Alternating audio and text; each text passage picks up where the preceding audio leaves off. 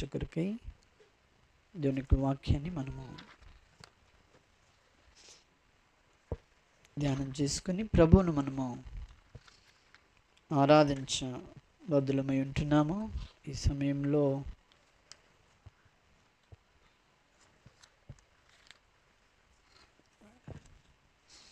కీర్తనలు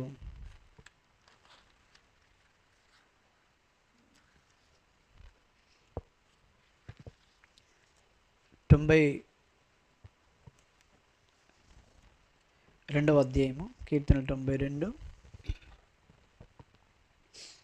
కీర్తన 92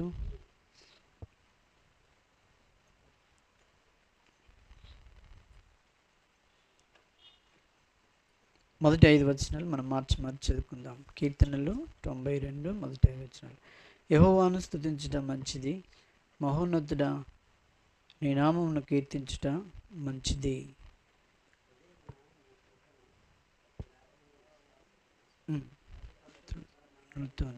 గంభీర ధ్వని గల సితారతోను ప్రచురించడం మంచిది. ఎందుకనగా యెహోవా నీ కార్యం చేత నీవు నన్ను సంతోషపరుచుచున్నావు, నీ చేతి పనులను బట్టి నేను ఉత్సాహించుచున్నాను.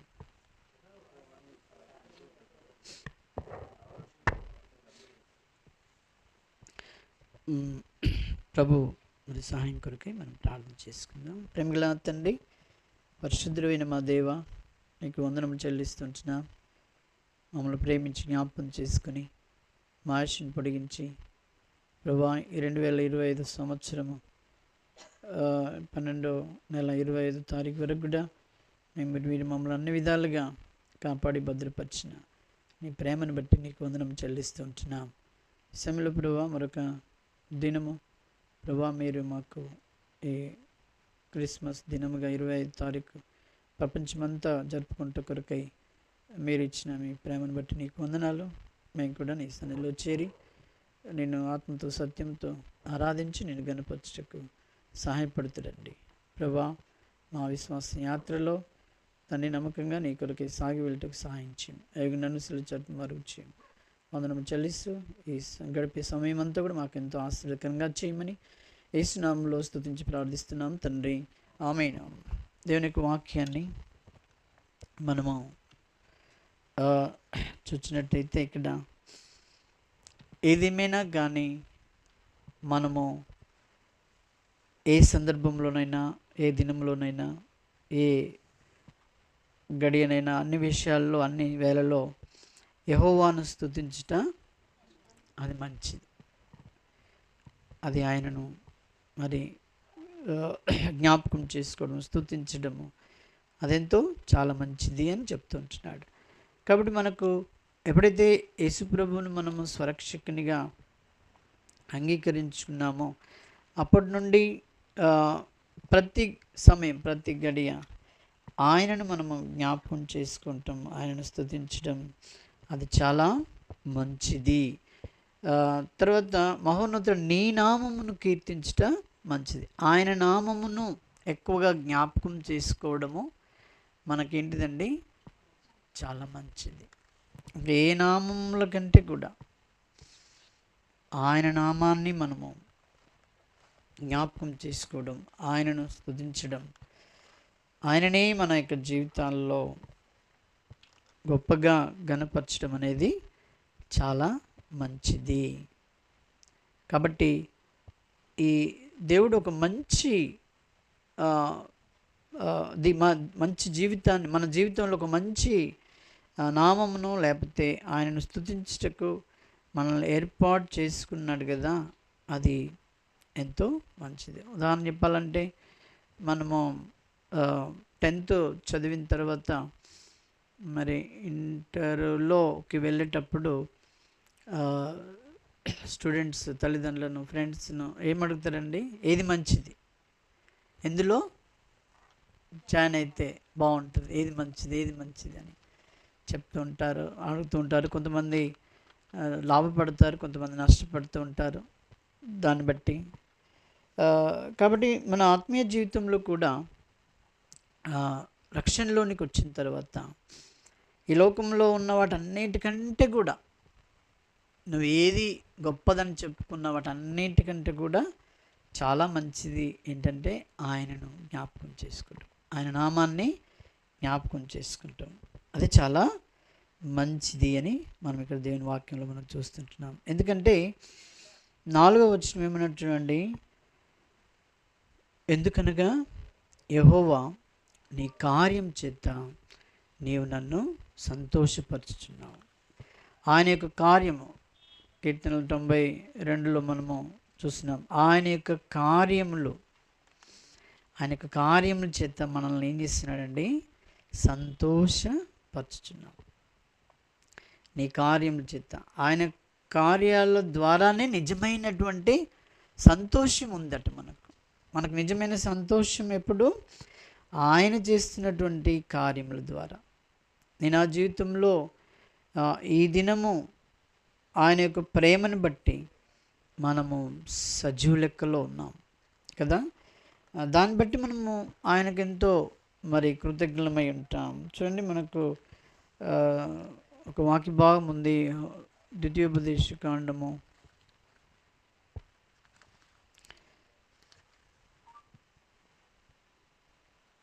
30 తినచ్చండి.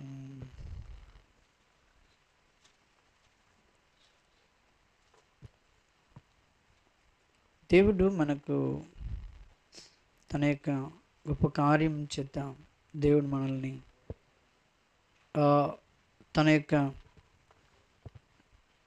నివాసంలో ఆయన జీవింపచేస్తూ కుటుంబంగా నడిపిస్తుంటున్నాడు. కీర్తన ద్వితీయోపదేశకాండము 6వ అధ్యాయము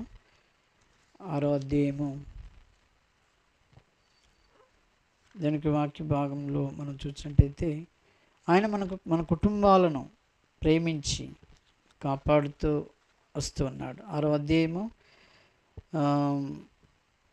1వ వచనం చూడండి.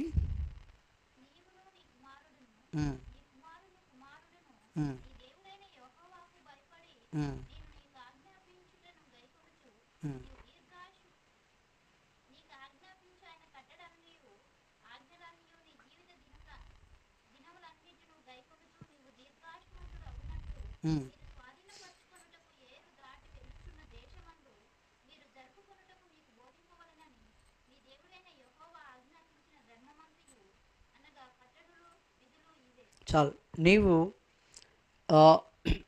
దీర్ఘాయుష్మంతుడు అగున్నట్లు దేవుడు మనల్ని, మన కుటుంబాలను, మరి సంఘం అన్ని విషయాల్లో నీ జీవితంలో అన్నిటినూ గైకొనచ్చు. నీవు దీర్ఘాయుష్మంతుడు అగున్నట్లు మీరు మనం దీర్ఘాయుష్లో అవునట్లు దేవుడు మనల్ని ఏం చేస్తున్నాడు? కాపాడుతూ ఉన్నాడు.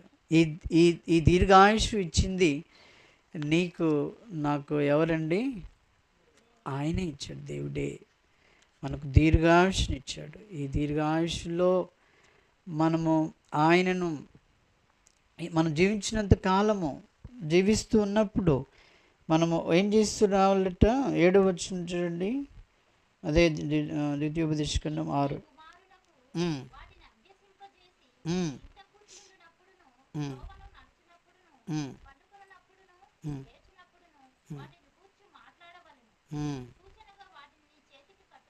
చాలు, నువ్వేం చేయాలా? నీవు నీ కుమారులకు, నీ కుమార్తెలకు వాటిని ఏం చేయాలండి? అభ్యసింపచేసి. మనం బ్రతుకుచున్నామంటే మనము మన కుమారులకు, మన బిడ్డలకు, మన కుటుంబానికి ఏం చేయాలట? అభ్యసింపజేయాలట. అలా చేస్తూ జీవిస్తున్నటువంటి మనం. తర్వాత ఇంకేమన్నాడు? నీ ఇంట కూర్చున్నప్పుడు, త్రోవ నడుచున్నప్పుడు, పడుకున్నప్పుడు, లేచినప్పుడును వాటిని గూర్చి మాట్లాడవలెను. మనం ఏం చేస్తున్నామని? మన కుటుంబంలో ఉన్నటువంటి ప్రతి బిడ్డలకు మనం వీటిని నేర్పిస్తూ రావాలి. ఎందుకంటే ఈ లోకంలో అన్నిటికంటే కూడా పిల్లలకు మనం చెప్పాల్సింది ఏంటంటే 92లో మనం చూసిన రీతిగా కీర్తనల్లో ఆయన స్తుతించట మంచిది, ఆయన నామమును కీర్తించుట మంచిది అనేటువంటి విషయాన్ని మరి బాగా మన పిల్లలకు నేర్పిస్తూ ఈ లోకంలో మనము నడుస్తూ రావాలి. ఎందుకంటే ఆయన కార్యం చేత 92:4 అన్నాడు కదా, ఆయన కార్యం చేత నేను నన్ను సంతోషపరుచున్నాడు. నీ చేతి పనులను బట్టి నేను ఉత్సాహించినాను. ఆయన యొక్క చేతి పనులను బట్టి ఆయన చేసిన ఆశ్చర్యకార్యాలు అన్నిటిని బట్టి మనం ఉత్సాహిస్తూ ఈ లోకంలో ప్రభును వెంబడిస్తూ రావాలని ప్రభు కోరుతుంటున్నాడు. అది చాలా మంచిది, ఈ లోకంలో అన్నిటికంటే శ్రేష్టమైనది. తర్వాత ఏం చేస్తాడు 5వ వచనంలో,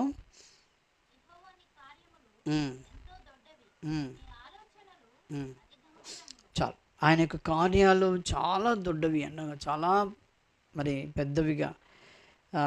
ఆయన కార్యాలు మన కార్యాలకు చాలా. అందుకని ఇక్కడ అన్నాడు, నీ ఆలోచనలు అతి గంభీరములు. మన ఆలోచనలు ఆయన ఆలోచనలకు ఎలా ఉంటుందండి? చాలా వ్యత్యాసం. చాలా అంటే చాలా. మన ఆలోచనలు చాలాసార్లు మనం ఆలోచన చేసి ఆ పని పూనుకున్నప్పుడు అది కాలేదనుకోండి, అప్పుడు అంటాం మనం ఏమంటాం తెలియదు మీకు? ఇక దేవుని ఆలోచన ఏముందో అండి. ఫస్ట్ మనం అంత ప్రయత్నం చేసాం, మన ఆలోచనలన్నీ పెట్టి, మన ఆలోచన, ఇంట్లో యజమానుడు, భార్య, భర్తలు, ఆ తర్వాత సమాజం ఎంతో ఆలోచన చేసినా కూడా చివరికి అది సాధ్యం కాకపోతే మనం ఏమంటాము? దేవుని ఆలోచన, ఆయన ఆలోచన ఏముందో అని అప్పటికి వస్తాం దానికి.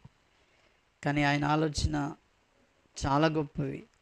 ఆయన చేసినటువంటి ఆలోచన అతి గంభీరములు కదండి. మనకు ఆయన యొక్క ఆలోచన గంభీరత ఎప్పుడు తెలుస్తుందంటే, మనము నష్టపోకుండా ఉన్నప్పుడు, మరి ఆయన ఆలోచనలో జరుగుతున్నప్పుడు అప్పుడు అర్థమవుతుంది అన్నట్టు ఆయన ఆలోచన ఎంత గొప్పది అని. అప్పటిదాకా మనకు అర్థం కాదు. తర్వాత కొన్నిసార్లు చాలా సిక్ అయిపోతారు ప్రజలు. ఒకరొకరు సిక్ అయిపోయినప్పుడు డాక్టర్ కూడా ఏమంటాడండి, ఇక నా చేతిలో ఏం లేదండి, ఇక దేవుడే అని చెప్పి అన్నప్పుడు వాళ్ళు తిరిగి ఇంటికి వచ్చిన తర్వాత తీసుకొని, అప్పుడు దేవుడు వారిని బ్రతికించినప్పుడు, వారు మరలా తిరిగి యథావిధిగా అయినప్పుడు అప్పుడు గ్రహిస్తాం నిజంగా దేవుడే చేశాడు ఇది. డాక్టర్ కంటే కూడా దేవుడే చేశాడు. అంటే ఇంత గొప్ప కార్యాలు చేసేవాడు దేవుడు.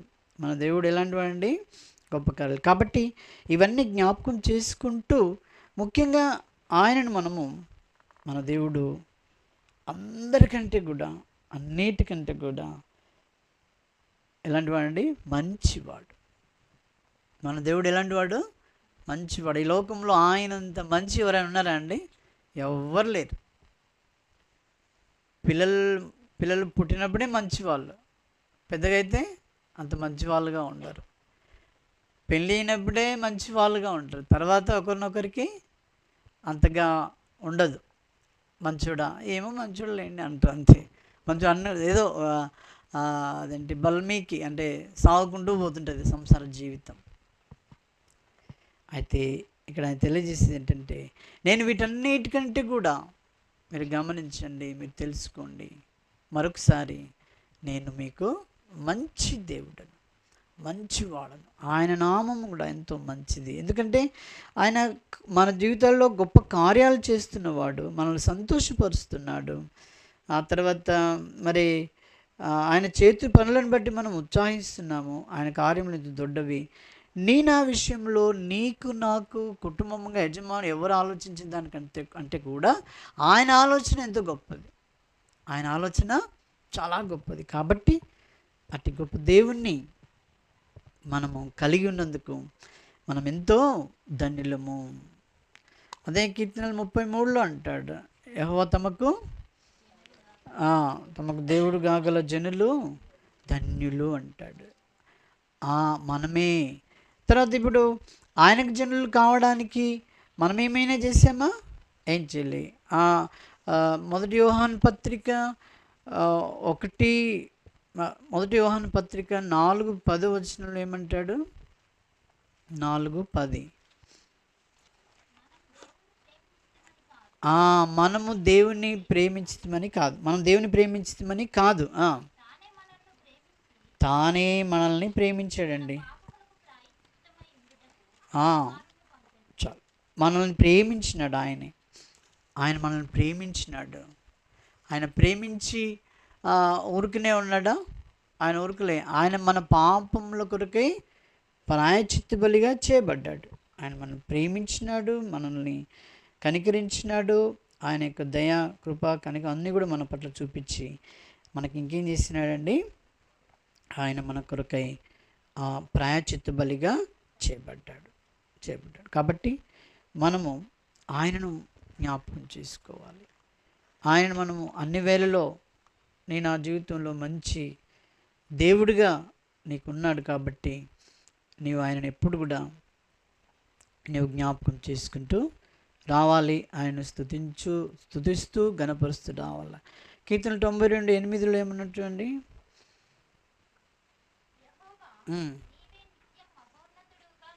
చాలు, ఆయనే నిత్యము మహోన్నతుడు. మన దేవుడు ఎలాంటి వాడండి? కాలాలను బట్టి మారేవాడా కాదు, ఎప్పటికైనా నిత్యము ఉన్నటువంటి దేవుడు. నిత్యము, ఈ నిత్యము మహోన్నతుడిగా ఉన్నటువంటి ఆయన దేవుడు కాబట్టి మనకు ఆయన ఏమిచ్చాడు? మనకు ఇంకా ఆయన మనకేమిచ్చా? రక్షణ ఇచ్చాడు. తర్వాత ఇంకా 1 యోహాను పత్రిక 5వ అధ్యాయము 1 యోహాను పత్రిక 5వ అధ్యాయము 11వ వచనం.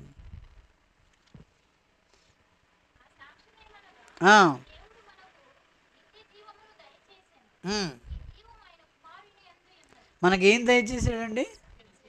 నిత్య జీవము. ఆయన వరకే పెట్టుకున్నాడా? ఆయన లేదు.